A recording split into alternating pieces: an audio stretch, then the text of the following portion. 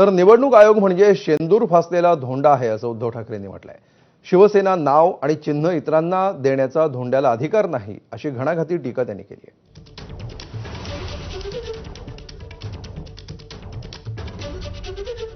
अमित शहा, निवडणूक आयोग याने अधिकृतपणे जी शिवसेना दुसऱ्यांच्या हातात दिली आहे ते अशा प्रकारे शिवसेना भाजपात कशा प्रकारे विलीन करू शकतात? नाही, शेवटी त्यांना म्हणजे हे शिवसेनेचं अस्तित्व संपवण्याचा प्रयत्न आहे का? हो, पण ते संपवू शकत नाहीत ना। इतके वर्ष होऊनही जनतेला ते माझ्यापासून तोडू शकत नाहीत। हेच तर त्यांचं दुःख आहे। त्याच्यामुळे आता शेवटचा पर्याय तोच आहे की जो त्यांचा पहिला पर्याय होता की जाऊन घालीन लोटांगण वंदिने चरण करायचं, आणि दुसरा पर्यायच नाहीये। शिवसेनेचं निवडणूक चिन्ह हे निवडणूक आयोग दुसऱ्याला देऊ शकेल किंवा ते गोठवू शकेल। खरं गोठवायला पाहिजे जर असा वाद असेल, पण शिवसेना नाव ते दुसऱ्याला देऊ शकत नाही। तो अधिकारच नाही निवडणूक आयोगाला, कारण ते शिवसेना हे नाव माझ्या आजोबाने आणि माझ्या वडिलांनी दिलेलं आहे।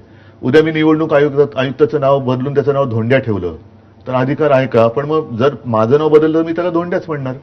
तर त्या धोंड्याला हा पक्षाचं नाव बदलण्याचा अधिकार नाहीये।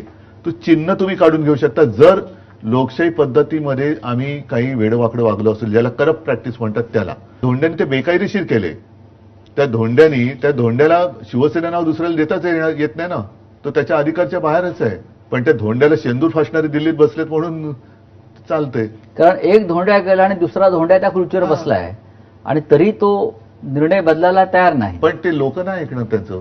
शेवटी चोरीचा माल जो आहे, आता तुम्ही चोरून मतं मिळवलीत आणि त्याच्यावरती जर का मर्दुमकी गाजवत असाल तर चोर तो चोरच आहे।